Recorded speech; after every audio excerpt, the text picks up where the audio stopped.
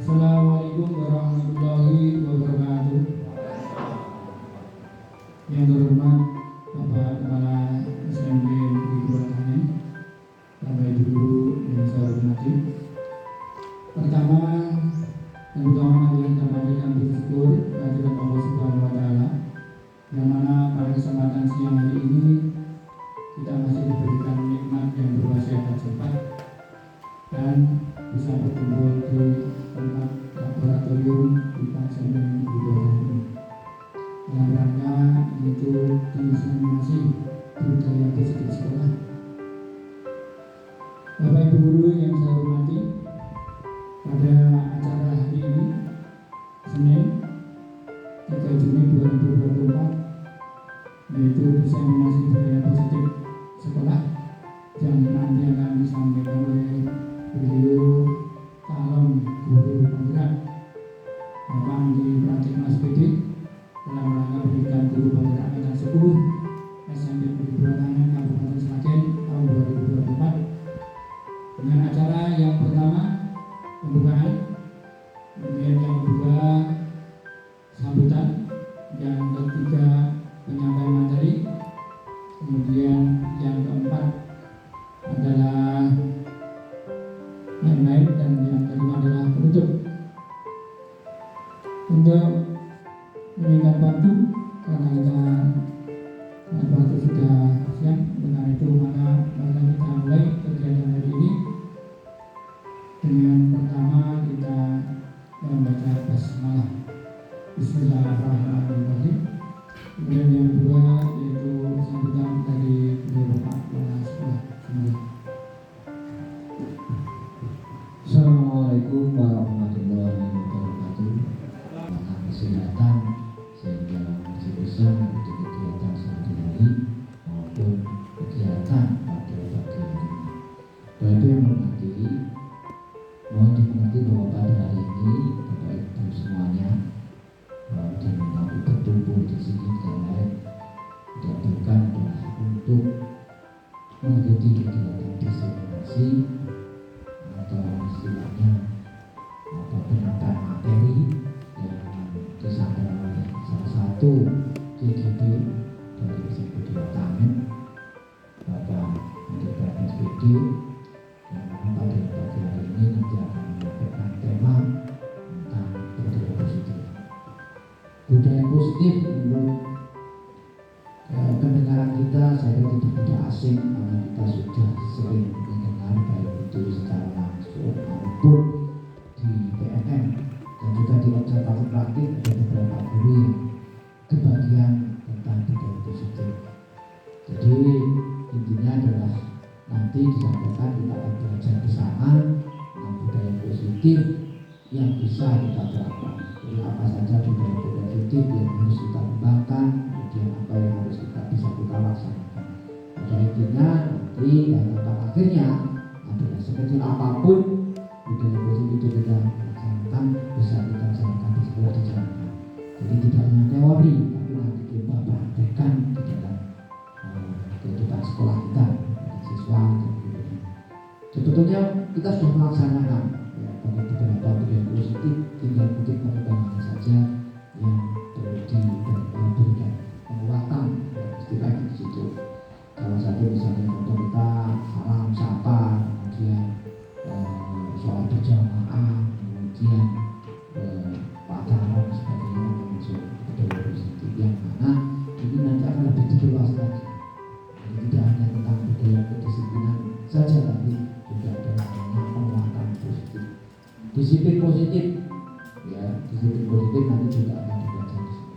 Jadi bagaimana Bapak Ibu guru itu menangani anak sudah tidak lagi dengan kekerasan, sudah tidak lagi dengan hukuman fisik, apalagi kalau guru agama misalnya ada anak yang tidak bisa atau jangan juga jangan disuruh push up atau jangan disuruh lari dan sebagainya, itu sudah tidak dilarang. Bahkan jilid pun sekarang dilarang. Jilid itu memarah-marah itu sudah dihentikan. Artinya kita semuanya guru sadar itu, walaupun kadang sulit sekali sekarang, karena apalagi kita tidak lagi seperti itu. Jadi kata-kata dilarang, kata-kata jangan itu kalau bisa tidak dipakai. Tapi sebaiknya atau alangkah baiknya begini itu menunjukkan motivasi pada diri anak sehingga dia tidak merasa dikecilkan. Apalagi yang kelas wajib buat bodoh kan. Jadi saya setelah ada materi ini mungkin akan berubah. Karena bagaimanapun kalau ada anak di apa yang dikatakan sesuatu yang negatif dia akan bukan nakal di sana ini belum tentu langsung gak dia capek. Tidak nangis mungkin menang dulu tapi nanti banyak belum langsung berhasil. Tapi kalau kita sabar, kita cari bagaimana menunjukkan kesabaran dia itu nanti akan jangka waktu lama. Makanya dari itu kalau saya sampaikan pada anak, kalau kamu mau disiplin itu ya kamu harus jadi sadar akan manfaatnya disiplin itu.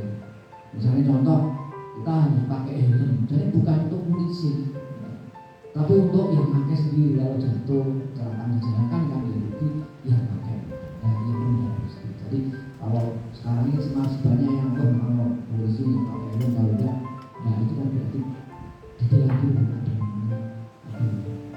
bersifat bisa itu yang kita lakukan. Itu mungkin Bapak Ibu yang akan sampaikan. Sekali lagi saya berharap setelah ada materi ini nanti kita akan sedikit demi sedikit kita bisa melakukan budaya positif yang kita bisa terapkan pada waktu-waktu yang akan sesudah kita. Terima kasih Bapak Ibu semuanya dan mohon untuk di sekitar kira-kira 90 menit dari sama tanya jawab. Terima kasih atas atensinya. Sekian dari saya. Assalamualaikum warahmatullahi wabarakatuh.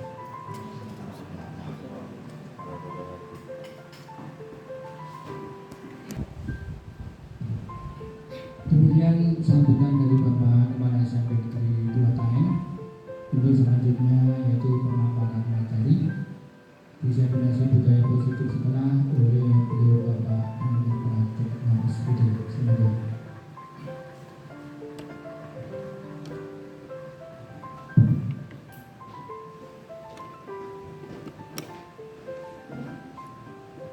Assalamualaikum warahmatullahi wabarakatuh. Salam guru hebat untuk ibu bapak semuanya yang hadir di sini. Alhamdulillah hari ini bisa ketemu di ruangan yang nyaman ini. Sebelumnya saya minta maaf sudah istilahnya ngerepoti bapak ibu semuanya untuk berkenan hadir dalam acara diseminasi budaya positif sekolah. Ini kami lakukan yang pertama untuk melaksanakan tugas kami sebagai calon guru penggerak angkatan 10 SMP Negeri 2 Tangen, Kabupaten Sragen tahun 2024. Harapan kami nanti dari Bapak Ibu semuanya yang ada di sini bisa ikut dalam program calon guru penggerak. Kadang saya membayangkan, seandainya Bapak Ibu yang ada di sini semuanya itu mempunyai visi yang sama sebagai calon guru penggerak, kita akan sangat mudah di dalam mewujudkan visi misi yang ada di SMP Negeri 2 Tangen ini. Karena apa? Semuanya akan berjalan dengan sukses apabila ada kebersamaan Bapak Ibu. Ini nyata adanya. Karena ketika kita menangani anak itu banyak kasus yang terjadi. Satu sisi ada guru yang memang menerapkan disiplin penuh. Satu sisi ketemu guru yang lain diberi kelonggaran. Ini yang menyebabkan kegalauan pada anak. Bagaimana cara menentukan sikap dan sebagainya.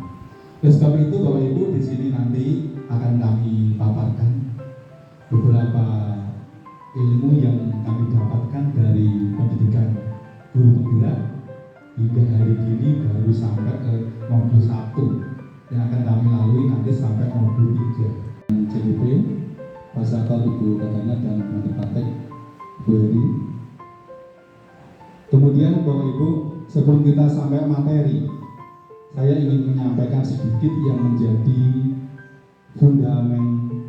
fundasi yang mendasar kita sebagai guru di sekolah. Tanpa adanya fondasi yang mendasar, kita akan susah menerapkan kedisiplinan pada anak. Yang pertama, harus kita menempatkan posisi kita sebagai guru. Hal ini selaras dengan apa yang disampaikan oleh Kiai Jatiwanto, bahwa pendidikan adalah menuntun. Ini Bapak Ibu, ini yang sekiranya harus kita pahami terlebih dahulu. Tanpa kita memahami diri kita ada karakter semacam ini, sekiranya kita akan juga sulit untuk menerapkan ini. Kemudian, menuntun segala kekuatan kodrat yang ada pada anak, baik kodrat alam maupun zaman, agar mereka mencapai keselamatan dan kebahagiaan setinggi-tingginya. Ini harus kita pahami betul. Kemudian yang kedua, pendidikan menghamba pada murid. Kita itu sebagai pelayan dari siswa. Kita sebagai pelayan dari siswa. Pendidikan haruslah berpihak pada murid sesuai dengan minat dan bakat dan kemampuan anak. Ini. Kemudian yang ketiga adalah guru ibaratnya adalah petani. Artinya apa? Sekolah ibaratnya lahan atau tanah dan murid ibaratnya benih yang harus kita rawat. Mulai dari kita menaburkan benih sampai tumbuh sampai membesar. Artinya apa? Ketika anak lahir itu sudah mempunyai garis-garis bakat dan minat yang alami. Artinya bakat dan minat adalah anak itu sudah mempunyai karakter sejak kecil. Dan tugas guru apa? Tugas guru adalah menebalkan dari karakter-karakter yang ada pada anak. Ibaratnya kita seorang petani itu mulai dari tabur benih, tumbuh, pemupukan sampai nanti panen. Panennya gimana? Anak akan mempunyai suatu karakter yang luar biasa. Ini harus dimiliki oleh seorang guru dulu. Ini. Kemudian untuk Bapak Ibu, pembelajaran dengan paradigma baru dirancang berdasarkan pada prinsip pembelajaran terdiferensiasi, sehingga setiap siswa belajar sesuai dengan kebutuhan dari tahap perkembangan untuk mewujudkan profil pelajar Pancasila. Saya garis bawahi di sini, ini ada pembelajaran terdiferensiasi. Artinya apa? Pembelajaran yang kita sesuaikan dengan bakat minat anak. Tipe anak itu bagaimana? Garis-garis bakat karakter yang ada pada anak itu bagaimana? Itu kita tebalkan. Caranya gimana? Diberi pendampingan pembelajaran yang sesuai dengan karakter anak. Ini penting sekali. Kemudian ada di situ adalah profil pelajar Pancasila. Ini adalah kebajikan universal yang harus ada pada pelajar-pelajar di Indonesia. Ini. Nah, nanti setiap pembelajaran itu diharapkan nanti dapat mewujudkan yang namanya profil pelajar Pancasila. Ini.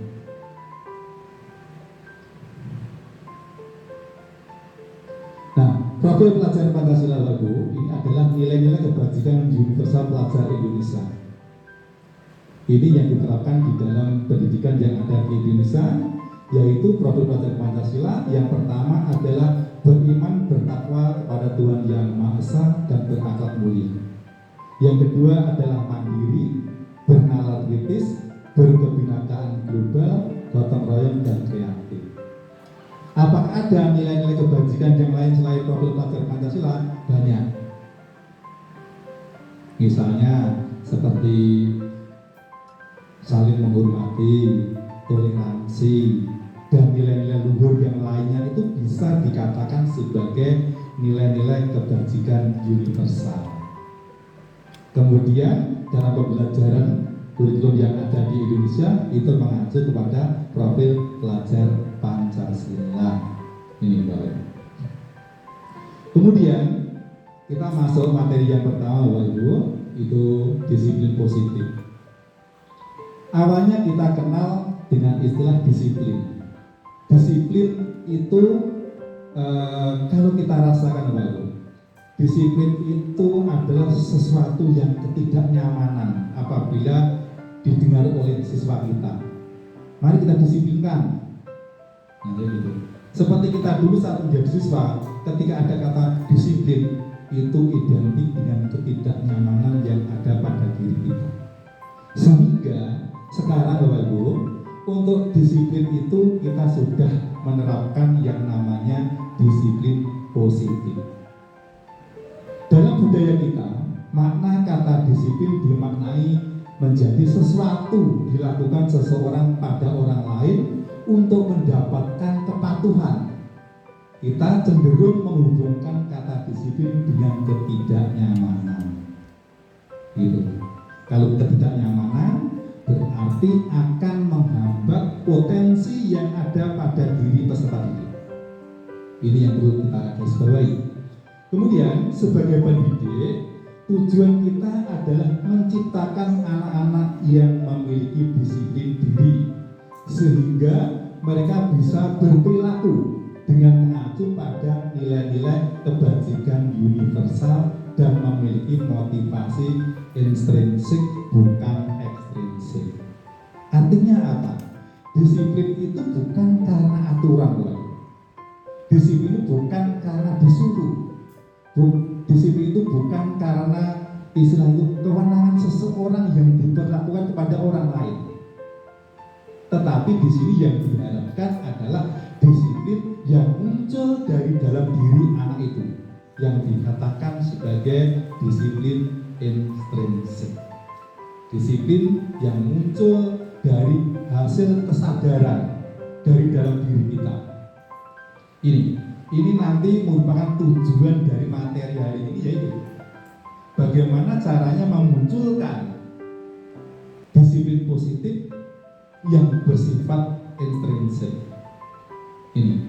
Kemudian disiplin positif merupakan salah satu cara penerapan disiplin yang bertujuan untuk menumbuhkan kesadaran serta memberdayakan anak untuk melakukan sesuatu tanpa sogokan, tanpa ancaman maupun hukuman. Jadi betul-betul muncul dari diri dalam anak sendiri. Ini sangat penting sekali. Dan demikian, maka kalau kita tanya, itu nanti bisa dikatakan setelah anak itu muncul disiplin positif yang sifatnya intrinsik, itu nanti akan menciptakan suatu tujuan yang lebih besar yang dikatakan sebagai budaya positif. Artinya apa? Kita sudah tidak menyuruh-nyuruh lagi anak, karena di dalam anak itu sudah muncul kesadaran, sehingga kesadaran yang dilakukan berulang-ulang nanti akan menjadi suatu budaya yang positif di sekolah itu. Ini tujuan mulia dari pembelajaran sekolah. Kemudian lalu kebutuhan dasar manusia. Seorang peserta didik lalu ini akan belajar nyaman, akan belajar dengan tenang dan fokus apabila salah satunya adalah kebutuhan dasar akan anak itu terpenuhi. Apa kebutuhan dasarnya? Yang pertama itu adalah bertahan hidup. Yang kedua adalah kasih sayang dan rasa diterima di lingkungannya. Kemudian penguasaan. Yang keempat adalah kebebasan, dan yang terakhir adalah kesenangan. Hal ini dapat kita lihat pada perilaku peserta didik kita, perilaku siswa-siswa kita. Karena kita meyakini bahwa setiap perilaku yang ditunjukkan oleh anak-anak, baik itu yang negatif maupun yang positif menurut kita, itu pasti akan mempunyai tujuan. Dengan kata lain, ketika anak-anak itu berperilaku negatif, bisa dikatakan pasti dia akan berusaha memenuhi kebutuhan dasar manusia. Dia berperilaku yang aneh-aneh, dia berperilaku baik, dia berperilaku buruk. Tidak lain dan tidak bukan, perilaku itu merupakan akibat dari pada anak itu tidak terpenuhi satu atau beberapa kebutuhan dasar manusia. Ini. Kemudian kita lanjut. Ada kasus. Ini supaya jelas ada kasus. Ibu Ambar adalah guru wali kelas 2A di SD Pelita Hati, sedang bingung menghadapi ulah salah satu murid di kelasnya yang namanya Doni. Beberapa anak di kelas 2A telah datang padanya dan mengeluhkan Doni yang seringkali meminta bekal makan siang mereka dengan paksa.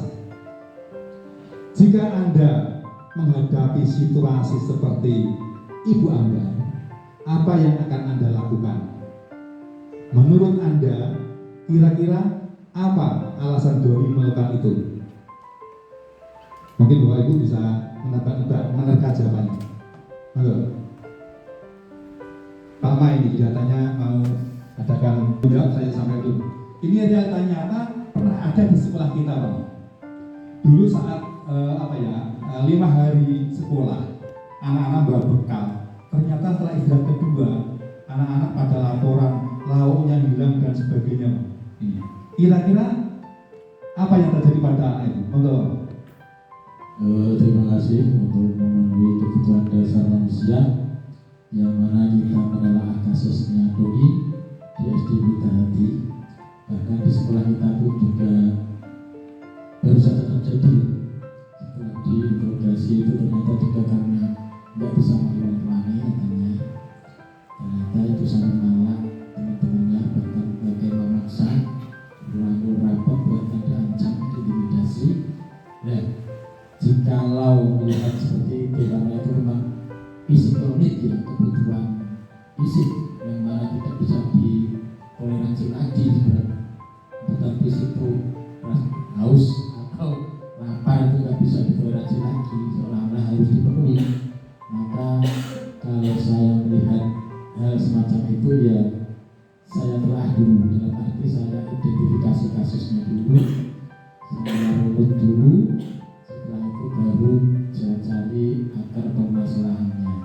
Setelah saya pelajari tentunya saya baru memutuskan untuk menjadi filmmaker bahwasannya Doni itu ternyata memang orang yang perlu dibantu, atau orang yang memang harus mendapatkan belas kasihan, atau memang orang yang butuh mendapatkan perlakuan khusus. Itu baru kita kasih atensi berlebih dan mungkin bisa kasih apresiasi, bahkan perhatian lebih, mungkin kasih saya berlebih akan mengentaskan kasus Doni tersebut. Jadi akar permasalahannya kita tidak bisa menjustifikasi atau memberikan stigma negatif langsung kepada Doni bahwasanya Doni itu anak yang nakal atau anak yang kurang dididik, karena memang itu kebijakannya. Terima kasih. Terima kasih Mama, jawabannya luar biasa.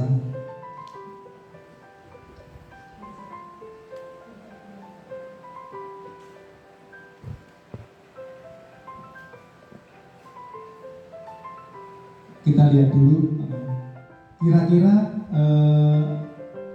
dengan perilaku Doni dengan mengambil makan secara paksa pada temannya, kira-kira Doni itu ingin memenuhi kebutuhan dasar yang nomor berapa? Iya, nomor 1. Oke, tidak salah, betul. Ya, ini. Tapi kita lihat dulu, apakah yang dilakukan Doni itu memang hanya untuk bertahan hidup dengan memenuhi dengan cara mengambil makanan dari temannya. Kita lihat dulu.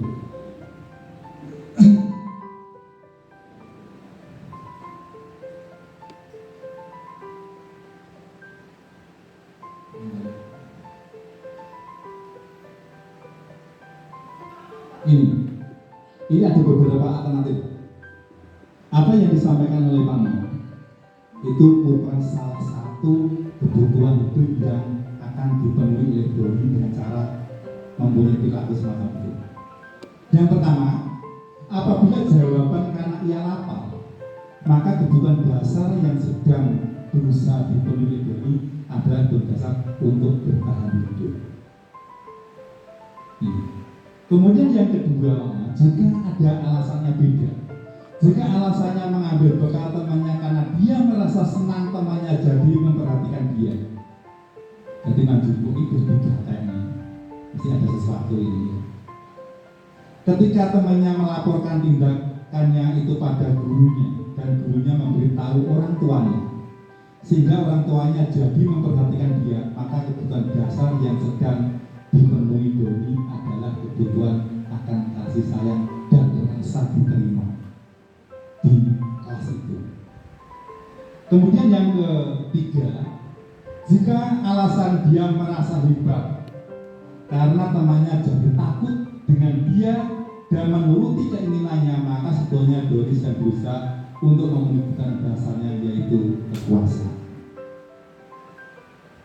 Kemudian masih ada alternatif lain. Jika jawaban Doni adalah bahwa dia merasa bosan dengan bekal makanan yang dibawakan ibunya dari rumah, karena ibunya selalu membawakan bekal yang sama, oleh karena itu dia ingin mencoba makanan teman-temannya yang beraneka ragam, maka Doni sedang berusaha memenuhi kebutuhan akan kebebasan. Kemudian yang terakhir adalah jika jawaban ia melakukan karena iseng saja dan ia menikmati ekspresi wajah teman-temannya yang kesal karena diambil makanannya, dan menurut dia ekspresi teman-temannya itu lucu, maka berarti Doni sedang berusaha memenuhi kebutuhan akan kesenangannya. Ini jadi yang perlu digali oleh Bapak Ibu guru apa? Kita harus betul-betul menggali motif dari perilaku anak itu yang sebenarnya apa. Kalau nanti kita sudah bisa memetakan, baru kita akan tepat di dalam menangani anak. Gitu. Kemudian, untuk Bapak Ibu, sekarang kita masuk teori motivasi perilaku manusia. Ini menurut Diane Gosen. Motivasi merupakan dorongan yang timbul pada diri seseorang secara sadar atau tidak sadar untuk melakukan sesuatu tindakan dengan tujuan tertentu. Jadi anak-anak kita, siswa-siswa kita berperilaku itu pasti akan mempunyai motivasi. Motivasinya apa? Kok bisa melakukan itu? Menurut teori Diane Gosen ini dipetakan menjadi 3 untuk motivasi mengenai perilaku manusia. Dalam hal ini adalah peserta didik. Yang pertama adalah seorang siswa akan melakukan perilaku yang dilakukan itu bertujuan hanya untuk menghindari ketidaknyamanan dan hukuman. Ini banyak sekali kita jumpai. Jadi anak itu melakukan dengan keterpaksaan, kenapa?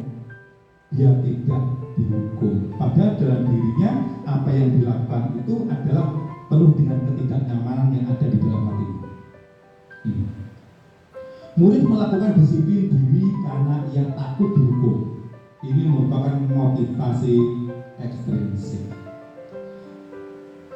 Berperilaku karena ada pengaruh faktor dari luar yang membuat perilaku anak semacam itu, bukan muncul dari dalam dirinya, tetapi apa? Muncul dari luar dirinya yang dikatakan sebagai faktor ekstrinsik atau motivasi ekstrinsik. Kemudian Bapak Ibu, yang kedua,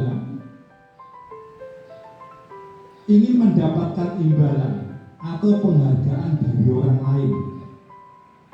Jadi kadang ada perilaku anak-anak kita itu yang aneh-aneh. Tujuannya cuma apa? Oh, ingin mendapatkan imbalan atau penghargaan dari orang lain. Ben jempol karo pacare misalnya. Ben bikin diberi hadiah dan sebagainya. Oh, ben dikasih hadiah sama Pak Guru dan sebagainya. Ini murid melakukan disiplin diri karena ia ingin mendapatkan imbalan. Ini merupakan motivasi ekstrinsik. Kenapa ekstrinsik? Karena ini berasal dari luar. Dan ketika penghargaan tidak diberikan kepadanya, maka perilaku itu pun tidak akan pernah ada dan tidak pernah akan dilakukan oleh siswa. Ini. Kemudian untuk yang ketiga yaitu menghargai nilai-nilai kebangsaan diri sendiri. Inilah sebetulnya yang urgent. Tapi biasanya anak kurang tersentuh dengan poin yang ketiga ini. Karena apa? Ini perlu kesadaran diri. Dan apabila Bapak Ibu kita semua yang ada di sini itu mampu untuk memunculkan yang poin ketiga ini, apa yang terjadi dengan anak kita? Fitnah, ngulangi, nurut. Karena mereka berbuat baik itu bukan karena orang lain. Berbuat baik bukan karena dari gurunya. Tapi apa? Atas kesadaran yang muncul dari dirinya sendiri. Ini cenderung ramah dan cenderung awet. Ini sebetulnya yang akan menjadi tujuan mulia bagi kita semua sebagai guru. Ini. Kemudian, berikutnya Bapak Ibu, konsep disiplin ini dengan pendekatan restitusi. Restitusi ini untuk Pak Wahid sudah sangat kental sekali ini. Bagaimana cara untuk menyelesaikan masalah dengan cara restitusi. Inilah yang diharapkan. Ini. Sebagai guru BK ini sudah tidak aneh lagi. Sebuah cara untuk menanamkan disiplin positif pada murid. Kita lihat dulu supaya kita paham restitusi itu apa. Restitusi adalah proses menciptakan kondisi bagi murid untuk memperbaiki kesalahan mereka sehingga mereka bisa kembali pada kelompok mereka dengan karakter yang kuat. Saya masih ingat pernah Pak Wahid pernah bilang sama saya, Pak, kalau nangani bocah di kelas malah bocah tidur dulu. Ya semacam itu memang sangat betul, sangat sesuai sekali dengan prinsip-prinsip bagaimana penanganan anak secara restitusi. Karena restitusi itu akan memunculkan kesadaran prinsip yang ada pada diri kita, pada diri anak sendiri. Gitu. Nah, kemudian cirinya apa? Bukan menebus suatu kesalahan, namun belajar dari kesalahan. Nah, tadi tidak mengerjakan PR. Udah Pak, saya tidak mengerjakan PR, maka nanti saya tak mengerjakan ini Pak. Bukan itu. Tapi apa yang disadari pada anak? Kamu telah tidak mengerjakan PR. Kesalahan apa yang sekiranya kamu lakukan? Kalau sudah tahu kesalahannya, sekiranya apa yang akan kamu lakukan untuk hari berikutnya? Setelah itu kita tanyakan kembali sehingga di dalam diri anak itu betul-betul muncul karena pendapatnya dia kita yakini pendapat dalam hati tanpa unsur paksaan. Kenapa? Kok tanpa unsur paksaan? Karena kita bertanya kepada anak itu dengan mengedepankan penghormatan kepada anak-anak sebagai manusia yang sebenarnya. Ini luar biasa. Ini nyata adanya waktu di sekolah manapun, tidak hanya sekolah kita. Anak kelihatannya disiplin, kita kerasi disiplin di depan kita. Tapi apa? Di dalam dirinya penuh dengan ketidaknyamanan, memberontak dan sebagainya. Dan kita yakin selepas tidak lagi di hadapan kita, tidak mungkin anak akan berdisiplin, justru akan meluapkan ketidakdisiplinan di tempat yang lain. Ini sangat berbahaya sekali. Ini luar biasa sekali. Kemudian yang kedua adalah memperbaiki hubungan. Memperbaiki hubungan dalam hal ini adalah ketika anak nanti diterapkan sistem disiplin yang membuat anak itu ketidaknyamanan yang ada kepada dirinya, apa yang terjadi? Anak akan membenci kita, anak akan iri kepada kita, anak akan tidak senang kepada kita, sehingga komunikasi antara kita sebagai guru dengan siswa itu akan menjadi bermasalah di sini. Ini luar biasa sekali ilmu ini.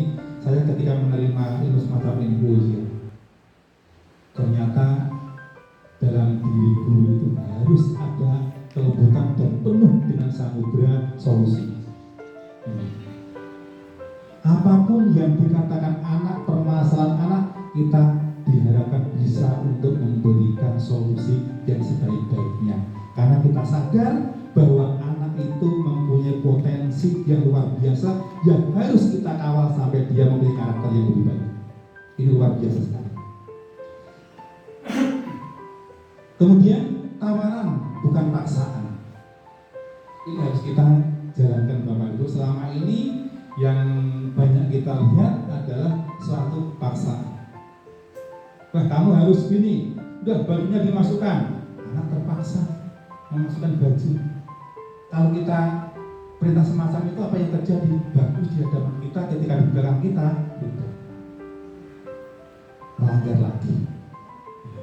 Tapi apa? Anak kita dekati, kita tawarkan, sini nak, ada apa Pak? Kamu memakai baju di keluaran ini, sekiranya kalau jadi anak sekolah, patut tidak ya? Kalau anak itu pasti akan menjawab, tidak Pak. Kalau tidak, sebaiknya apa yang harus dilakukan? Jangan masukkan Pak.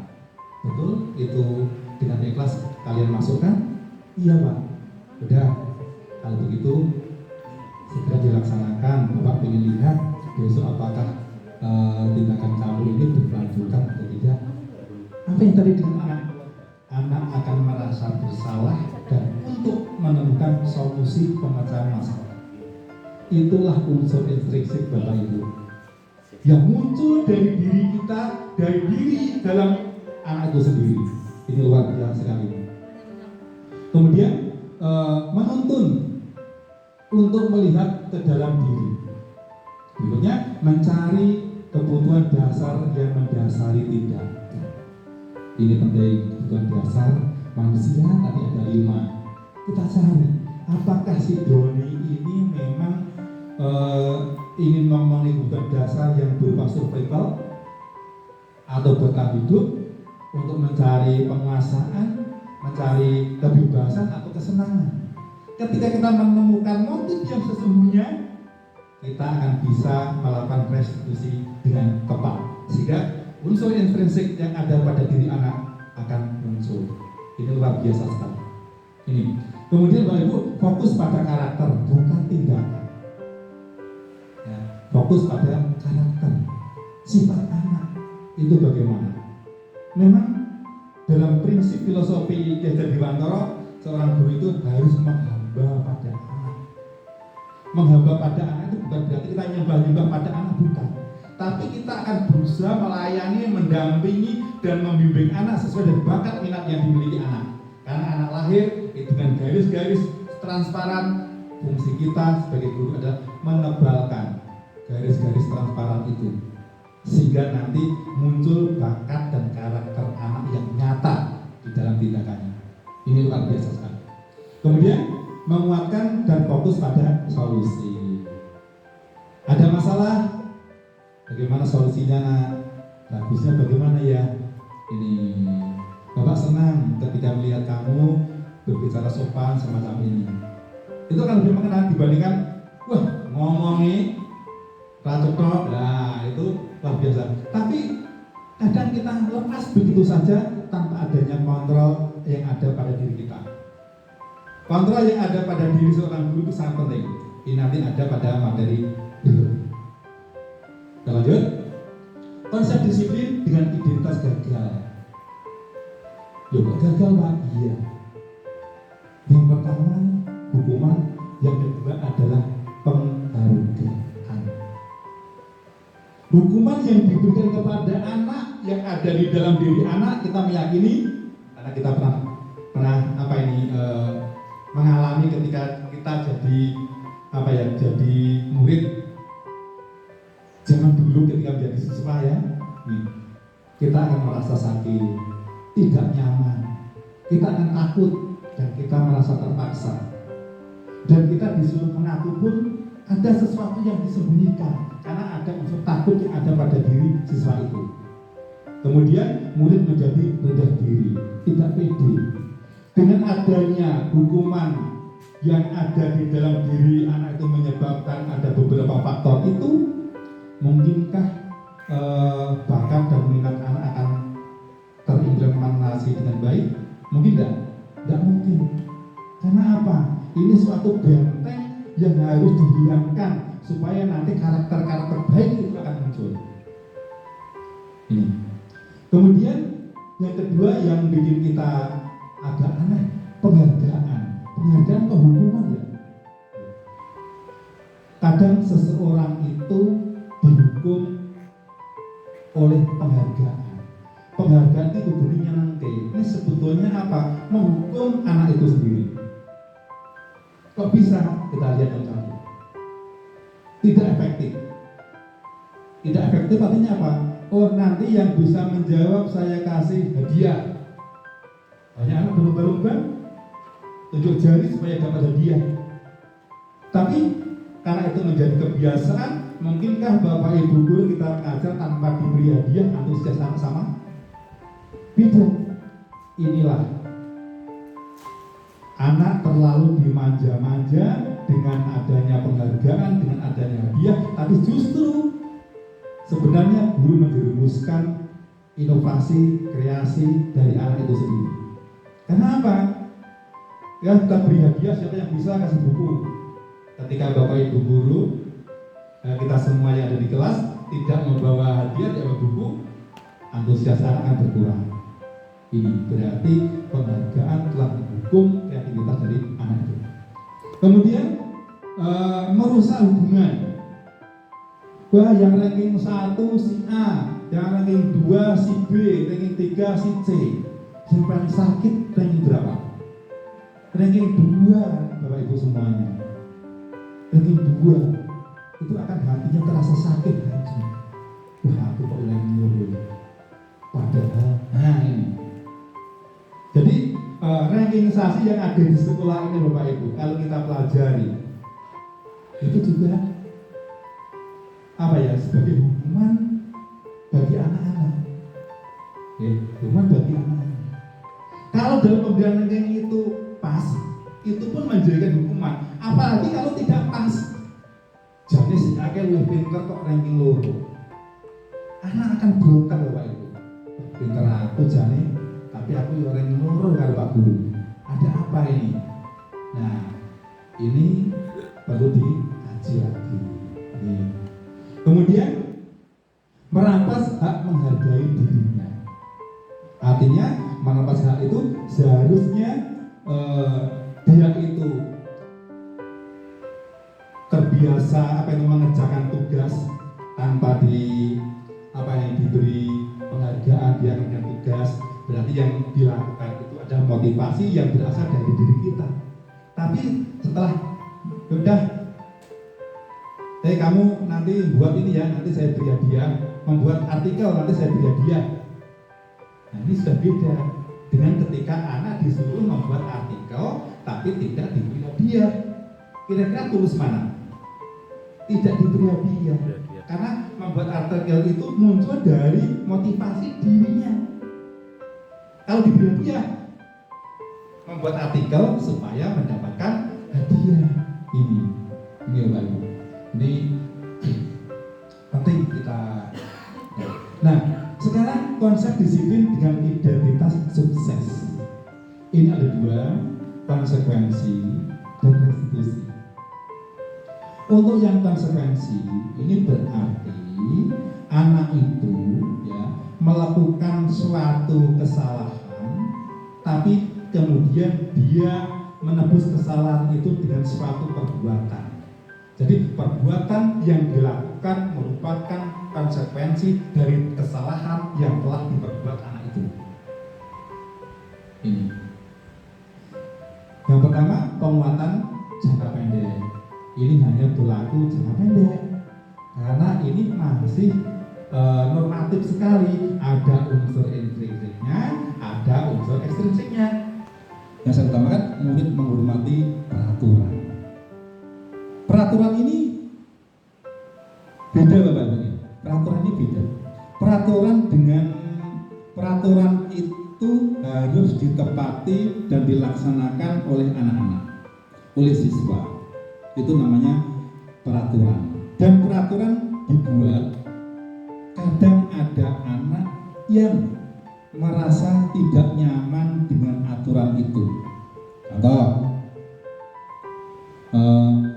seperti yang kita lihat di kelas-kelas kita ya, dengan adanya kredit point, itu sebetulnya peraturan yang mungkin kurang tepat diterapkan menurut konsep restitusi. Karena apa? Dengan adanya kredit point itu, anak merasa tidak nyaman. Ya, anak merasa tidak nyaman. Jadi anak melaksanakan peraturan itu dengan adanya suatu keterpaksaan. Nah, kemudian sebaiknya bagaimana? Peraturan kelas itu harus diganti dengan keyakinan kelas. Sebetulnya apa sih keyakinan kelas? Keyakinan kelas itu adalah kesepakatan yang didapatkan atau diperoleh dari curah pendapat dari siswa, kemudian dipandu oleh gurunya atau wali kelasnya biasanya. Ini, karena ciri dari keyakinan kelas ini tidak ada sanksi yang melekat pada aturan-aturan yang sudah dibuat, tidak ada sanksi. Tapi apa? Itu merupakan suatu keyakinan yang positif yang sifatnya universal. Universal itu artinya berlaku untuk umum. Mungkin bisa saja di luar kelas itu juga diberlakukan. Ini yang sifatnya universal. Nih ya, misalnya murid bertanggung jawab untuk perilakunya. Fokus pada pemecahan masalah jangka panjang, murid menghormati dirinya dan orang lain, adanya teori kontrol, kemudian murid bersemangat memperbaiki masalah. Kalau kita perhatikan, apakah sistem peraturan kredit point itu sesuai dengan restitusi? Ternyata sangat jauh. Ini. Jadi kalau kita awal itu kita perhatikan, ternyata untuk menangani anak itu perlu suatu ketulusan yang mendasar, keikhlasan, ketulusan dan kelembutan. Bagaimana kita bahasa Jawa ini iso kerateni anak. Jadi semacam. Kemudian kita lanjut perbedaan. Contohnya di sini saya berikan contoh, siswa sering tidak mengerjakan PR. Pernahkah Bapak Ibu melakukan tindakan seperti ini? Yang tidak mengerjakan PR keluar, nanti dilengkapi PR-nya. Umum ya Bapak ya? Ya umum sekali. Mudah kita ucapkan tanpa memikirkan resiko sedikit pun. Loss. Tapi apa yang diterima anak? Wah, tidak nyaman. Ya kan? Sakit hati, kadang dendam sama gurunya, hubungannya menjadi renggang. Kalau sudah hatinya gundah semacam itu, mungkinkah akan bisa menerima pembelajaran dengan ikhlas dan baik? Jauh sekali. Mungkinkah, yang jadi pertanyaan, mungkinkah ini yang menyebabkan anak-anak kita sekarang itu semacam itu? Sehingga kita harus refleksi diri. Ini sangat penting. Kemudian konsekuensi, guru memberikan konsekuensi untuk mengerjakan PR-nya setelah istirahat atau dikerjakan sebanyak 3 kali lipat. Guru tegas sifat menghormati siswa, menghormati peraturan. Ini normatif. Nah, sekarang yang akan kita tuju yang ketiga, guru menanyakan keyakinan kelas atau dirinya dan membantu siswa menyelesaikan masalah. Guru terbuka dan siswa menghormati dirinya dan orang lain. Ditanya, kenapa kamu ini? Kenapa tidak mengerjakan PR? Ada ini Pak. Kalau tidak mengerjakan PR, apakah tindakan yang kamu lakukan itu sudah benar? Pasti anak akan menjawab, tidak Pak. Kalau sudah dibuat keyakinan kelas, sekiranya kalau tidak mengerjakan PR, kalian sudah melanggar keyakinan kelas apa? tindakan kelas ternyata ada. Yang satu dibuat adalah mematuhi peraturan yang ditugaskan oleh guru misalnya. Oh ternyata dia menyampaikan saya melanggar kegiatan kelas ini Pak. Oke, kalau kamu melanggar itu, terus apa yang terus kamu lakukan? Oh, saya akan begini-begini Pak. Oke, kapan kira-kira akan melakukan itu? Dan seterusnya Bapak Ibu. Itu adalah langkah restitusi yang berfungsi untuk mencari permasalahan. Kalau dilakukan semacam itu, kira-kira anak yang mengajarkan PL itu sakit hati nggak? Tidak. Tidak ada rasa dendam sedikit pun. Bahkan hubungan antara guru dan murid semakin dekat. Kalau semakin dekat, cocok, apa yang diucapkan, apa yang dinasihatkan oleh guru itu, niscaya juga akan dilaksanakan oleh murid itu tanpa adanya unsur paksaan. Ini. Kemudian berikutnya, Bapak Ibu, ada kasus ini. IPA kurang menguasai pelajaran matematika, sehingga pada saat pelajaran tersebut berlangsung, dia lebih banyak berdiam diri atau menggambar di buku pelajarannya. Pada saat guru matematikanya Pak Seno menanyakan pertanyaan IPA menjadi gugup dan tak sengaja menjatuhkan tasnya dan kursi, serta tiba-tiba menjadi gagap pada saat berupaya menjawab. Seluruh kelas pun tertawa melihat perilaku IPA yang berbicara tergagap dan terkejut tersebut. Pak Seno pada saat itu membiarkan teman-teman IPA menertawakan IPA yang tergagap dan malu luar biasa, dan malahan minta IPA untuk maju ke depan dan berdiri di depan kelas sambil menunjuk hidungnya karena tidak bisa menjawab pertanyaan Pak Seno. Kelas makin gaduh dan anak-anak pun tertawa melihat IPA di depan kelas yang memegang ujung hidungnya. Kemudian ada 2 pertanyaan. Apakah Anda setuju dengan tindakan Pak Seno terhadap IPA? Tidak. Nah, ini yang penting yang kita tunggu. Alasannya apa? Membuat mental anak jadi turun. Iya, membuat mental anak menjadi turun. Ini. Kemudian yang kedua, menurut Anda tindakan Pak Seno tersebut terhadap IPA adalah sebuah hukuman atau konsekuensi? Kira-kira apa Pak Ibu? Hukuman. Karena ciri-ciri yang dialami oleh IPA apa? Sakit hati, dendam, tidak nyaman, dan sebagainya. Ini kalau kita tidak tahu teorinya ya. Saya juga awalnya mempelajari ini juga merasa tersentuh sekali Pak.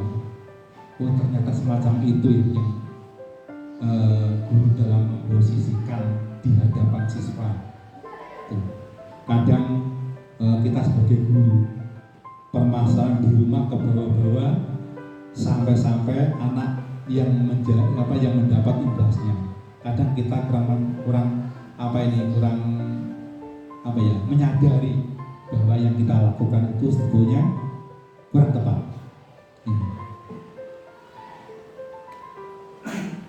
Ini Bapak Ibu, hukuman atau konsekuensi. Mencatat 100 kali di dalam buku dengan kalimat saya tidak akan terlambat lagi karena terlambat ke sekolah. Hukuman. Kemudian yang kedua, lari mengelilingi lapangan basket 2 kali karena terlambat hadir di sekolah.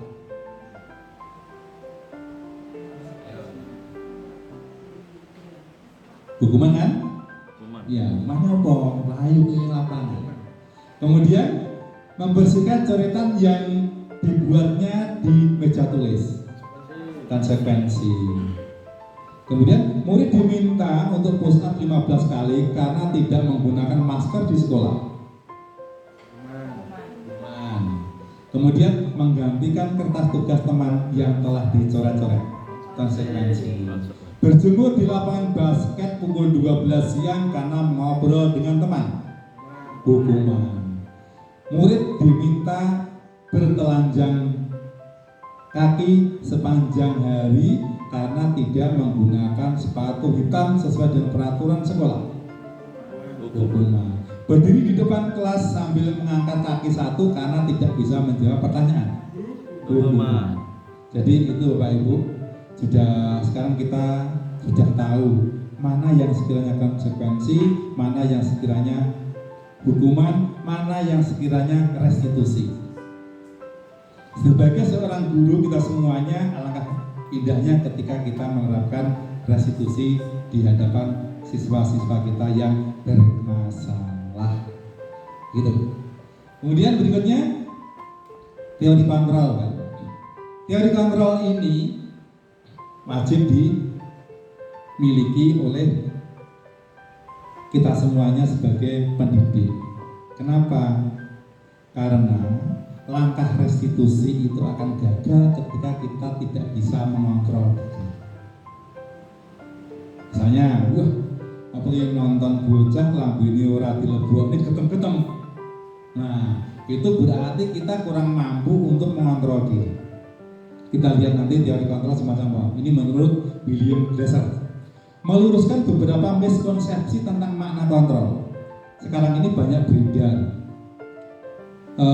konsep-konsep yang sekiranya itu kurang tepat. Yang pertama adalah guru mengontrol murid. Ini adalah sebuah ilusi. Kelihatannya kita sangat pede sekali. Wah, saya bisa mengatur dan mengontrol siswa saya. Siswa akan bisa dikontrol ketika dia mau membuka hatinya untuk dikontrol. Tapi ketika anak itu tidak membuka hatinya untuk dikontrol, bisakah anak itu dikontrol? Tidak bisa. Ini, jadi guru mengontrol murid itu adalah dalam bahasanya itu cuma teori. Padahal selama ini kita yakini bahwa kita itu bisa mengontrol murid, tapi apa? Kenyataannya tidak bisa. Demikian juga yang kedua, ilusi bahwa semua penguatan positif, efektif dan bermanfaat. Misalnya, Bapak Ibu guru membujuk rayu siswanya, pasti siswa itu akan melaksanakan. Tetapi ketika bujukan itu bertentangan dengan pola pikirnya si anak, bujukan ini pun akan dilanggarnya dan menjadi gagal. Kemudian ilusi bahwa kritik yang membuat orang merasa bersalah dapat menguatkan karakter. Kritik dan membuat orang merasa bersalah. Orang itu dikritik, kemudian orang itu akan merasa dirinya bersalah. Ini dapat menguatkan karakter. Itu adalah sebuah ilusi. Justru dengan adanya kritik itu, hati dari orang yang dikritik itu akan menjadi galau, menjadi tidak senang, ya. Sehingga justru akan melemahkan karakter dari anak itu. Kemudian, ilusi bahwa orang dewasa memiliki hak untuk memaksa. Ini Bapak Ibu, kadang kita di dalam rumah tangga, anak-anak kita sendiri, kita kadang sebagai orang dewasa itu sebagai super power. Artinya apa? Wah, kita berhak memberlakukan atas anak-anak kita. Padahal anak-anak kita itu juga mempunyai hak untuk tidak dibegitukan. Ini, jadi ada 1, 2, 3, 4 yang selama ini banyak diyakini orang. Ternyata apa? Menurut teori kontrol dari Dr. William Glasser, sesuatu yang ilusi. Ini. Kemudian berikutnya paradigma stimulus respon pada pendekatan teori kontrol dari Stephen R. Covey. Bila kita ingin membuat kemajuan perlahan, sedikit-sedikit ubahlah sikap atau perilaku Anda.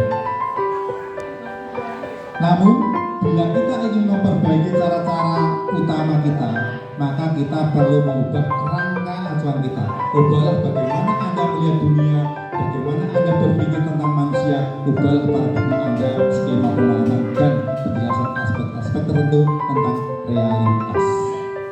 Ini. Kita lanjut.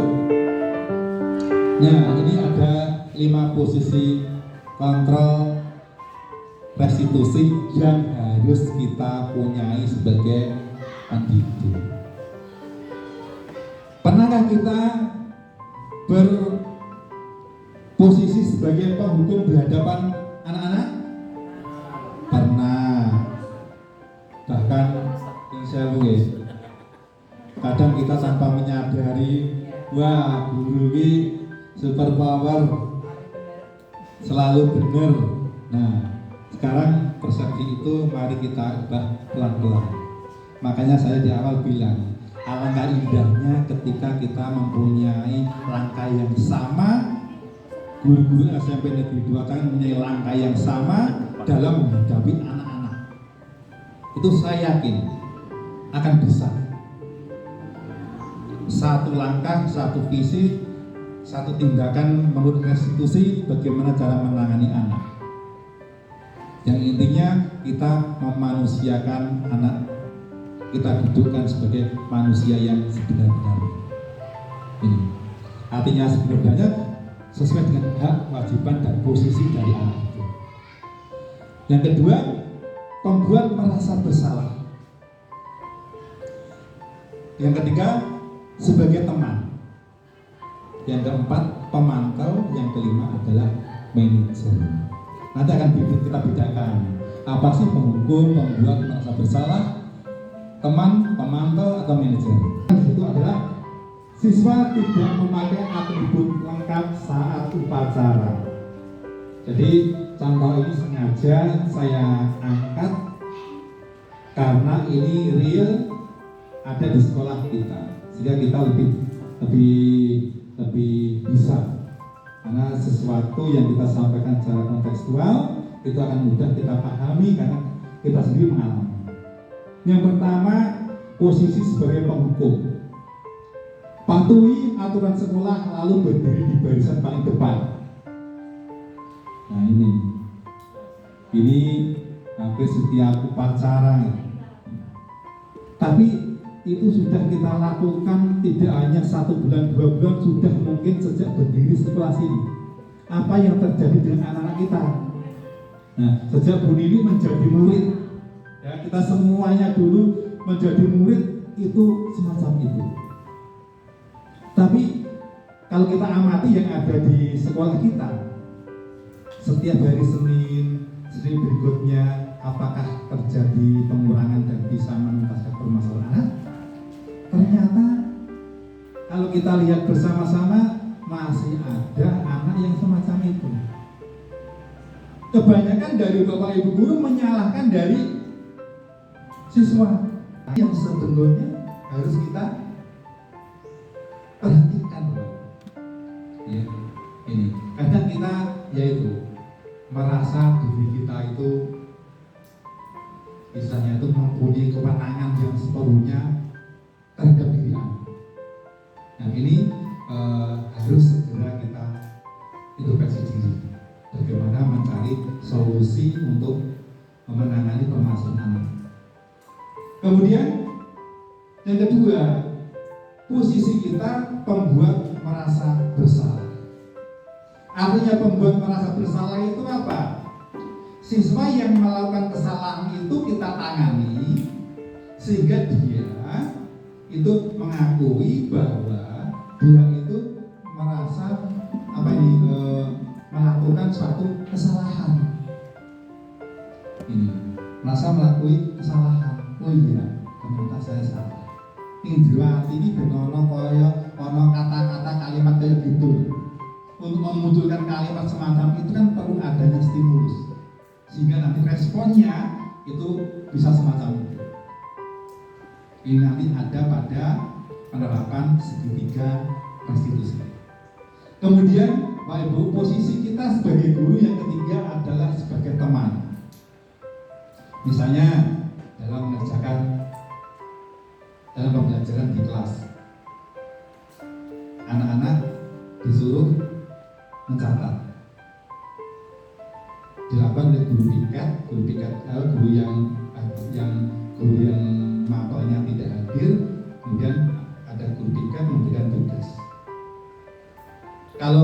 guru piket memposisikan sebagai teman, salah satu kalimat yang diucapkan adalah ayolah nak dikerjakan biar nanti nilainya bagus, ayolah nak dikerjakan yang rapi biar nanti Pak Guru tidak dimarahi Bapak Kepala Sekolah.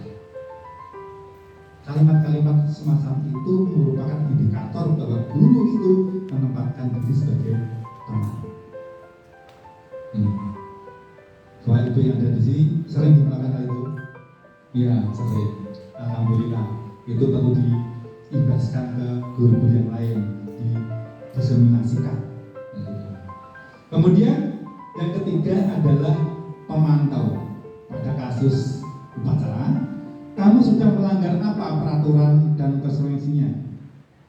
Ditanyakan, kamu sudah melanggar apa? Nih.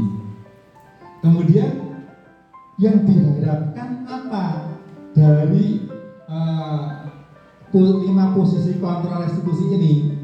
Guru bertindak sebagai manajer.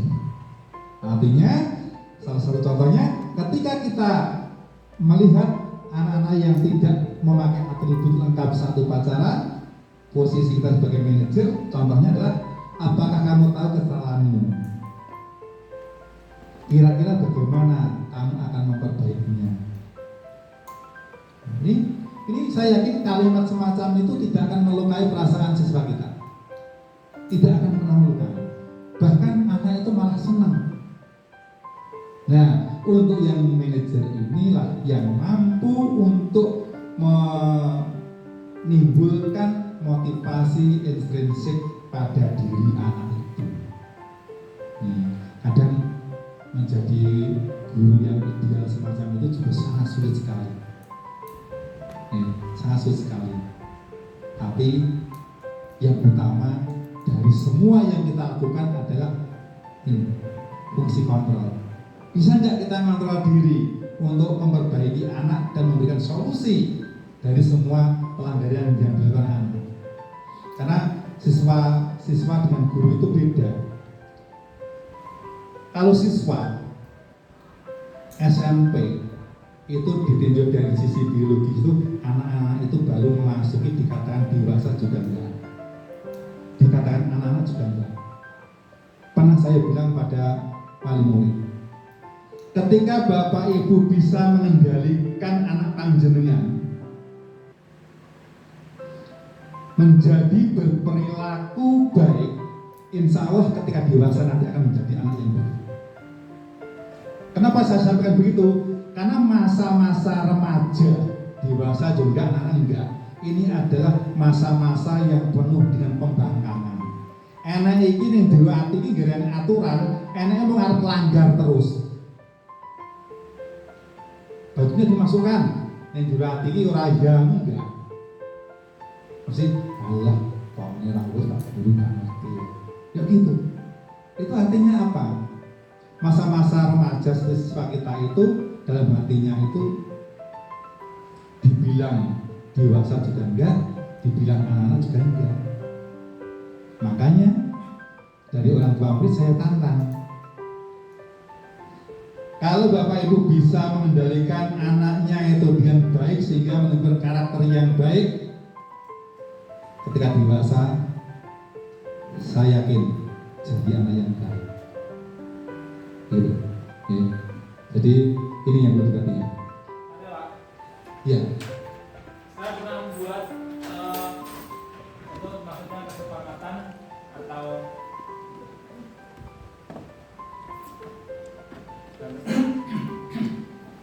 Ya enggak Mas Adit. Ya, saya mau bertanya. Saya pernah menyampaikan ini kepada anak ketika di halaman upacara. Saya memberikan informasi kepada anak bahwa jikalau baju tidak dimasukkan, maka konsekuensinya bila bertemu dengan Pak Adi, baju akan saya bedel seperti itu. Dan prakteknya 2-3 kali saya pernah bedel baju anak tersebut. Nah, anak yang saya berdiri itu tidak takut atau apa, pernah ketawa pasti, tapi ada rasa malunya juga. Terus berikutnya, hari berikutnya, setiap kali anak bertemu dengan saya secara refleks atau tidak langsung, itu langsung cek baju dan ketahuan tidak dimasukkan, itu langsung mati. Tapi setelah kejadian 2-3 kali kemudian itu saya tidak langsung kerja lagi. Baru saya datangi dan langsung, ya Pak, maaf Pak, gitu. Saya belum bicara apa-apa, tapi anak sudah seperti itu. Itu maksudnya ya bagian gitu, yang ini tadi. Terima kasih. Oke Mas Adit, luar biasa pertanyaannya, kompleks sekali. Ada kesadaran, ada hukuman, ada konsekuensi, komplit. Nah sekarang mari kita belajar bersama.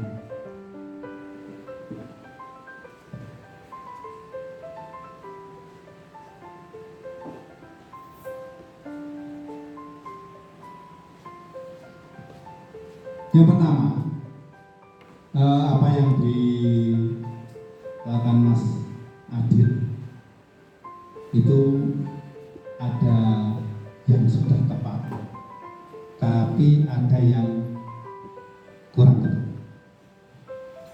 Kurang tepatnya apa? Saya perhatikan dari apa yang disampaikan, ketika anak itu sudah diberi suatu penjelasan oleh tadi selaku guru hubungannya dengan baju yang tidak dimasukkan, itu ketika bertemu Pak Adit baju langsung dimasukkan. Lalu pertanyaannya, ketika tidak ketemu dengan panjenengan kira-kira dimasukkan betul? Nah ini yang belum mengenai unsur intrinsik yang ada pada diri. Tapi yang sudah mengena, kalau saya amati apa? Anak, saya yakin dengan tulus meminta maaf. Meminta maaf pada Pak Guru, pada Pak Adi, itu artinya apa? Anak telah menyadari kesalahan yang telah diperbuat. Ini. Jadi bisa dikatakan sangat kompleks sekali. Ini juga tidak salah. Tapi yaitu perlu ada sentuhan sedikit yang sekiranya lebih untuk menyadarkan anak. Yang jelas begitu. Karena seperti yang saya sampaikan, semua yang kita lakukan ini tidak terlepas dari karakter dari guru itu. Misalnya restitusi semacam ini diterapkan oleh guru A, guru B, guru C, mungkin akan berbeda-beda. Mungkin metodenya Pak Adit semacam itu. Yang terbaik ternyata bisa untuk menyadarkan anak. Mungkin Pak Ma lagi gitu, bahasa Inggrisnya metu, anak dari muda ya. Jadi ini sebagai contoh bahwa ternyata apa? Karakter guru itu akan mempengaruhi sekali bagaimana cara mengontrol diri dan menerapkan restitusi untuk menyelesaikan dari permasalahan. Jadi semacam itu. Begitu Pak Adit ya? Oke, nanti alangkah indahnya Pak Adit ketika guru-guru yang ada di sini satu langkah, satu visi, bergerak seperti panjenengan semua. Tadi ketika siswa itu ketemu sama Pak Adit, dimasukkan bajunya. Ketika kita semuanya kompak, saya yakin anak itu bertemu dengan guru siapapun pasti akan dimasukkan bajunya. Dan ini nanti lama-kelamaan menjadi tradisi dan akhirnya menjadi budaya positif yang ada di sekolah kita. Makanya dari awal saya membayangkan seandainya guru ini satu langkah bersama, luar biasa. Apa yang mungkin Pak Wahid itu selama kalian? Nah ini yang jadi pertanyaan. Karena mengurusi permasalahan anak itu paling enggak sudah terkurangi, ya, terkurangi.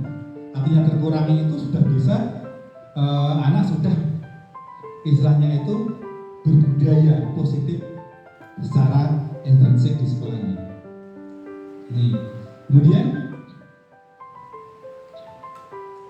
berikutnya keyakinan kelas. Mengapa keyakinan kelas? Mengapa tidak peraturan kelas saja? Keyakinan kelas ini Bapak Ibu, Ini kita awali dari yang ini. Nah ini prosedur keyakinan kelas. Ini saya yakin biasa dilakukan oleh Bapak Ibu Wali ketika pada awal tahun pembelajaran. Ya, awal tahun pembelajaran. Kita membentuk peraturan kelas. Kemudian peraturan kelas itu kemudian kita rubah menjadi kesepakatan kelas. Kemudian kita rubah lagi menjadi, kita transfer dari kesepakatan itu menjadi keyakinan kelas. Karena peraturan dan kesepakatan itu masih mengandung unsur intrinsik, unsur dari luar, tidak berasal dari curah pendapat dari anak. Ini. Sehingga ketika nanti peraturan atau kesepakatan kelas itu diterapkan, itu masih ada anak-anak yang tidak cocok di dalam hatinya. Karena mencocokkan hati siswa satu kelas, ya, ingin menuliskan satu kalimat itu sangat sulit. Jadi kalau dalam rapat itu biasa kita ambil suara terbanyak, nah, gitu. Ini peraturan. Kesepakatan itu lebih spesifik lagi. Kemudian yang utama adalah kita transfer dari kesepakatan kelas menjadi keyakinan kelas. Prosedurnya Bapak Ibu, guru bersama siswa membuat keyakinan kelas. Ini prosedurnya bisa memberikan curahan pendapat kepada anak dengan memberikan kertas pinokit dan kemudian ditempel di depan, kemudian kita baca maksudnya apa, kemudian kita pilah-pilahkan dari berbagai bidang, dan kemudian anak-anak saya yakin ketika sampai di sini itu masih menuliskan tentang peraturan kelas. Kemudian kita bersama-sama siswa itu merubah dari peraturan atau kesepakatan kelas itu menjadi keyakinan kelas. Nah, kalau keyakinan kelas dan peraturan kelas itu, anak itu akan akan konsisten dalam melaksanakan keyakinan kelas. Karena keyakinan kelas itu merupakan curahan pendapat dari anak-anak yang ada di kelas itu. Nih. Kemudian kita lanjut, pembentukan keyakinan kelas.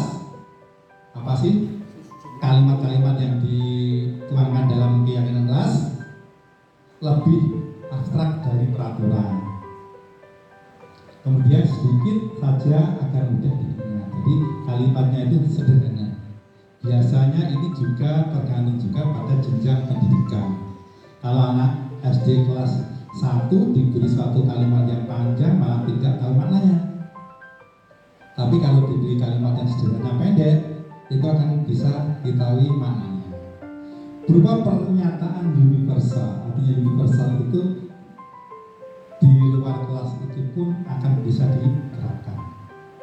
Dibuat dalam bentuk sesuatu yang positif, sesuai kondisi kelas agar mudah diterapkan, dan semua siswa di dalam membuat keyakinan kelas itu harus dilibatkan. Jangan sampai nanti ada anak yang mempunyai pendapat itu tidak diberi kesempatan. Sehingga keyakinan kelas yang terbentuk itu akan bisa dilaksanakan oleh kelas itu tanpa adanya unsur paksaan. Kemudian berikutnya, contoh keyakinan kelas, disiplin waktu, nggak ada sanksinya ya, disiplin waktu, karena sifatnya apa? Universal, singkat. Ini biasanya untuk anak-anak yang jenjang kelas baru. Kemudian belajar menghormati sesama. Ini bisa diambilkan dari peraturan kelas, tidak boleh ramai ketika Bapak Ibu guru memberikan pelajaran. Itu peraturan kelas. Tapi ketika kita ubah menjadi kesepakatan kelas yang sifatnya universal dan abstrak, menjadi belajar menghormati sesama. Nah, ini kalimat yang luar biasa, santun sekali ya. Tapi ya itu harus diterima dengan perasaan yang tajam juga. Kalau sekilas-sekilas tanpa kita memberikan penjelasan tentang keyakinan yang ada di kelas kita, anak pun mungkin juga ada sebagian yang merasa kesulitan untuk memahami. Kemudian selalu menerapkan 5S. 5S itu apa? Senyum, sapa, salam, sopan, santun. Buat semuanya. Niki nama misalnya keyakinan kelas yang nomor tok ini wis luar biasa. Tapi ya itu, khususnya dari wali kelas itu harus memang betul-betul menanamkan makna dari keyakinan kelas ini.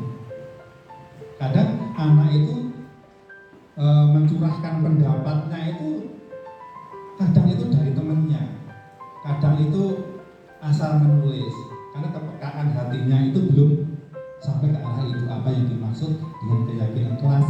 Sehingga dari kita selaku guru itu tentunya harus memberikan suatu kepastian atau penjelasan mengenai apa dan bagaimana keyakinan kelas itu harus dilaksanakan. Kemudian yang keempat, Bu, saling membantu dan bekerja sama. Mungkin peraturannya tidak boleh mencontek bla bla bla bla bla dan sebagainya.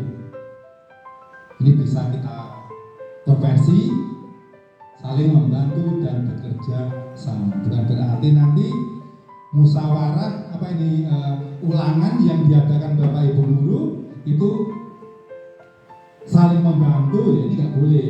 Ini berarti penerapan keyakinan kelas yang kurang bisa dimaknai oleh siswa. Dan ini dari guru, kita sebagai guru harus bisa mengarahkan, jangan sampai nanti salah di dalam penerapan. Ini. Kemudian yang kelima, Bapak Ibu, belajar mandiri ketika kelas kosong. Nah ini yang sering terjadi.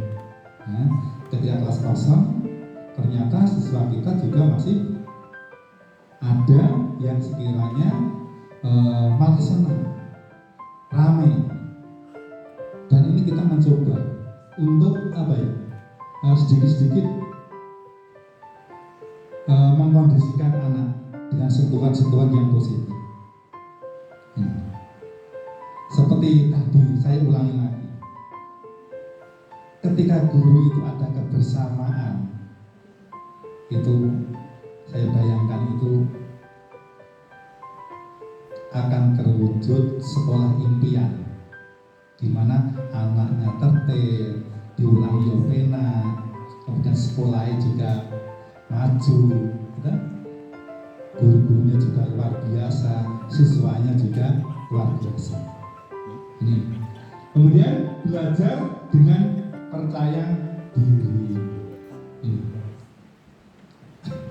Keyakinan kelas. Ini Bapak Ibu. Coba dari Pak Ahmad dulu. Keyakinan kelasnya apa? Selalu mengembalikan buku ke tempatnya. Keyakinan kelasnya apa, Pak? Keyakinan kelas itu banyak sekali. Ada menghormati sesama teman, ada bertanggung jawab, ada gotong royong, ada toleransi, ada buku tempatnya.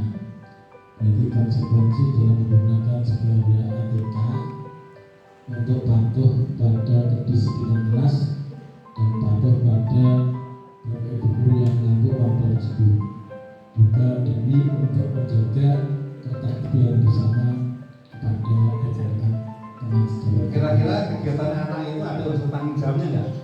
Ada. Iya.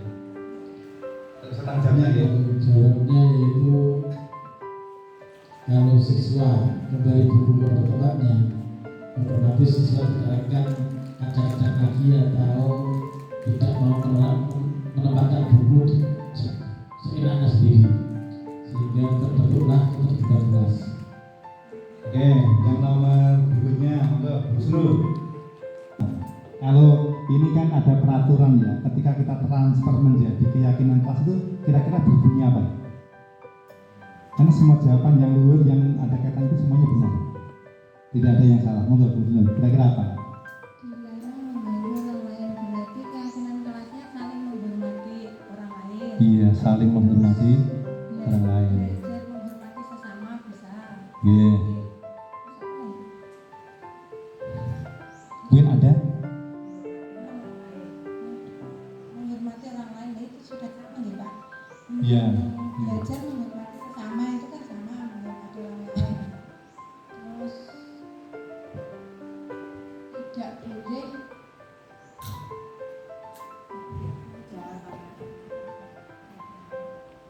jangan mengganggu orang lain. Terus berikutnya? Kerjasamanya ada itu. Iya. Monggo lanjut, Adit. Di waktu berang Oke, ya. Kemudian berikutnya dilarang melakukan kekerasan. Pak Baik. mikir depan dulu.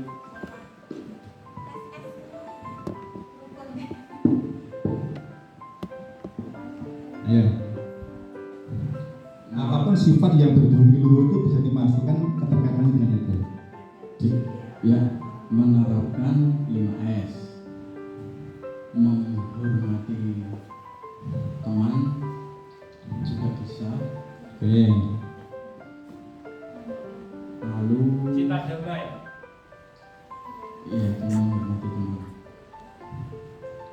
Kemudian berikutnya, Bu Nini. Sampai yang mana Bu Nini? Dilarang menggunakan narkoba. Kira-kira kalau ditransfer, dikonversi ke keyakinan kelas apa Bu? Mentaati peraturan sekolah.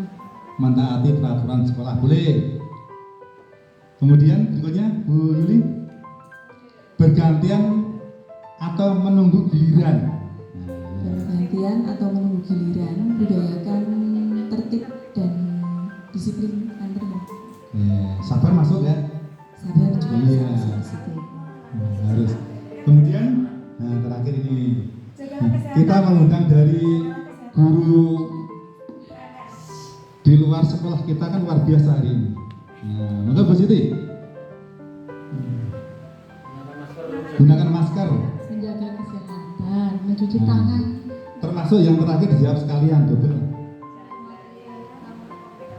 Jangan berlari di kelas atau koridor.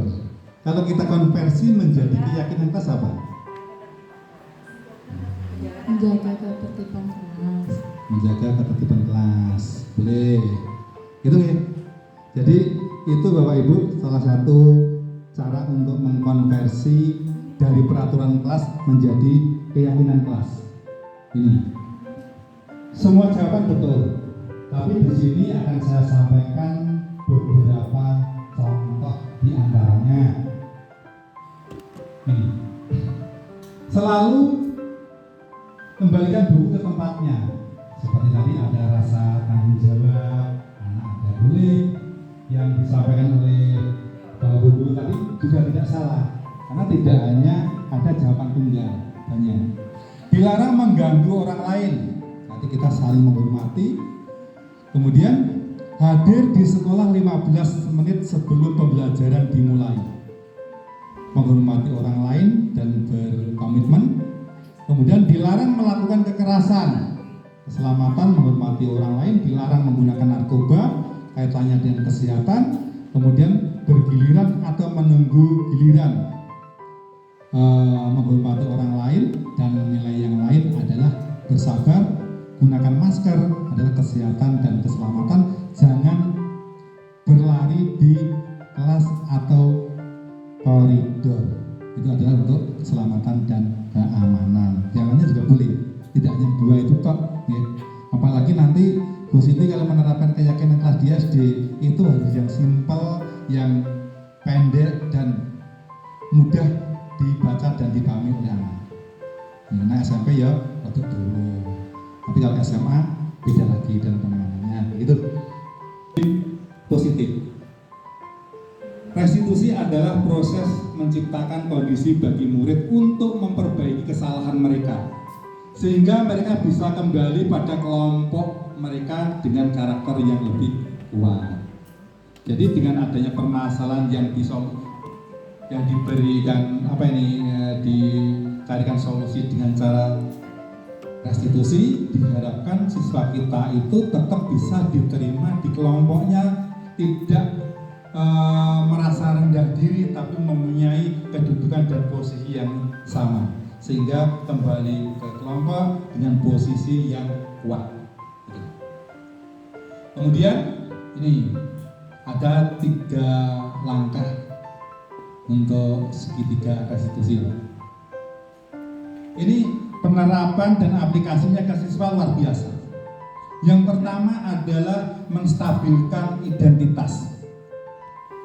Kita semua akan melakukan hal yang terbaik yang bisa kita lakukan. Nih, keyakinan apa yang sudah dilanggar? Solusinya apa? Ini luar biasa kalau kita terapkan kepada siswa-siswa kita. Ini kasus seorang siswa ketika mengerjakan soal.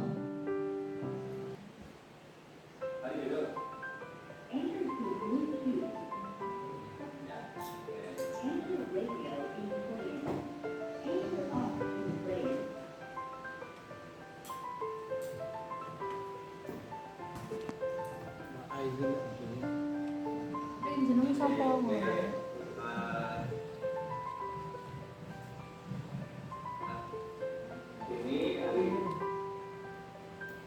Ini saya panggil untuk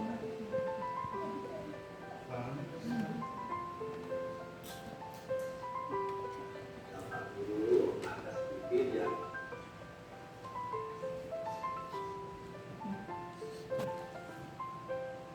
Dan silakan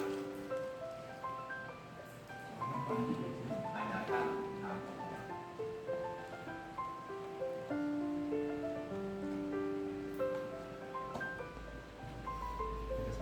Ganti yang berwarna.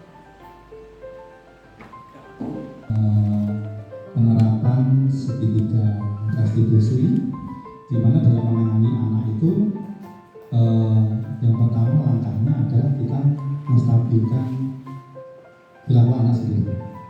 Sehingga kita perhatikan yang tadi ini menstabilkan identitas. Menstabilkan identitas itu misalnya, coba kamu saya panggil ini, ada apa Pak? Bapak dengar kamu berkelahi ya dengan teman kamu. Iya. Kenapa berkelahi? Ternyata zaman saya dicopet Pak. Oh gitu.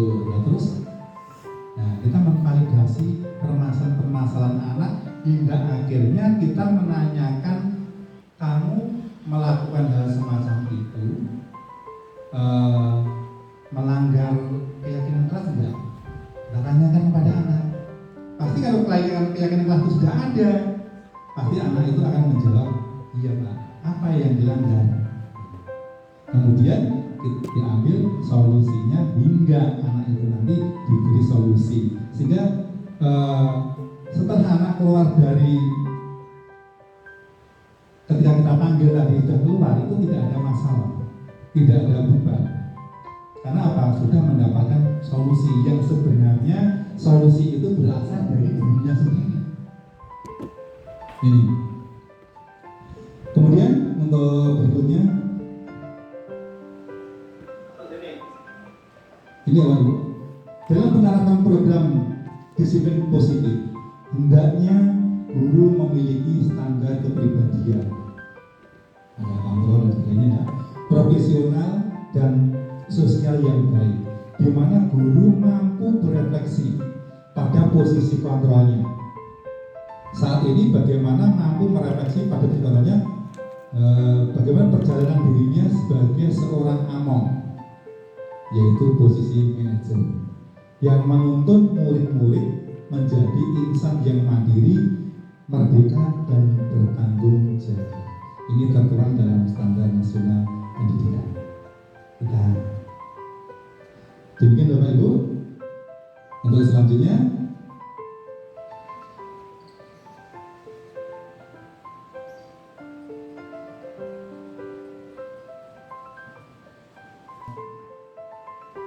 atas kekurangan dan sebagainya, ini dalam terakhir. Demikian yang saya sampaikan untuk diseminasi hari ini. Mudah-mudahan apa yang saya sampaikan bisa bermanfaat bagi kita semua. Ya. Yang namanya guru tidak lepas dari kekurangan, tapi yang terpenting adalah tetap semangat untuk melakukan hal yang terbaik pada anak itu. Begitu. Kemudian untuk yang terakhir dari saya, akhir kalam, Assalamualaikum warahmatullahi wabarakatuh. Baik Bapak Ibu yang kami hormati, demikian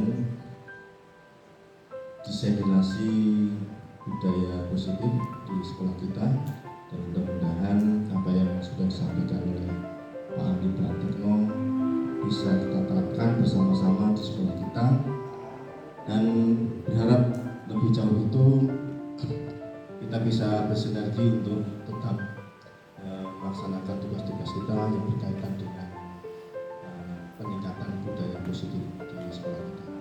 Saya kira demikian kegiatan diseminasi pada hari ini, semoga bermanfaat. Kami tutup acara kegiatan diseminasi budaya positif di Sekolah SMP Negeri 2 Tangen dengan bacaan hamdalah bersama-sama. Terima kasih. Assalamualaikum warahmatullahi wabarakatuh. Assalamualaikum warahmatullahi wabarakatuh. Terima kasih Pak Andi atas kesempatan yang diberikan kepada saya untuk memberikan testimoni, atau dalam hari ini adalah pendapat tentang apa yang sudah kita lakukan pada siang hari ini tentang diseminasi budaya positif sekolah. Nah, berdasar apa yang tadi Pak Andi sampaikan, menurut saya luar biasa sekali, banyak ilmu, kemudian banyak pemahaman dan paradigma yang selama ini menurut kami benar ternyata salah, terutama dalam penerapan disiplin terhadap apa yang dilakukan atau kesalahan anak di lingkungan sekolah. Kita selama ini menganggap bahwa hukuman itu adalah sesuatu yang benar, ternyata masih ada yang baik lagi, yaitu yang namanya restitusi. Nah, dari apa yang disampaikan Pak Andi tadi bisa saya simpulkan bahwa dalam penerapan program disiplin positif ini hendaknya guru memiliki standar kepribadian, kemudian ada profesional dan sosial yang baik, di mana guru mampu berefleksi pada posisi kontrolnya. Ini bagaimana perjalanan dirinya sebagai among atau yang biasa disebut dengan manajer yang menuntun, di mana beliau menuntun, guru itu menuntun murid-murid menjadi insan yang mandiri, kemudian merdeka dan bertanggung jawab. Sekali lagi, selamat Pak Andi, luar biasa penjelasan pada siang hari ini. Semoga bermanfaat bagi kita, bagi saya terutama secara pribadi, untuk menerapkan disiplin dan menumbuhkan motivasi internal dari anak untuk bisa melakukan kesadaran berdisiplin, terutama dalam disiplin positif di sekolah dan dampaknya ke sekolah kita. Terima kasih. Assalamualaikum warahmatullahi wabarakatuh. Assalamualaikum warahmatullahi wabarakatuh. Saya Agus Teguh SPD, Kepala SMP Negeri 2 Tangen.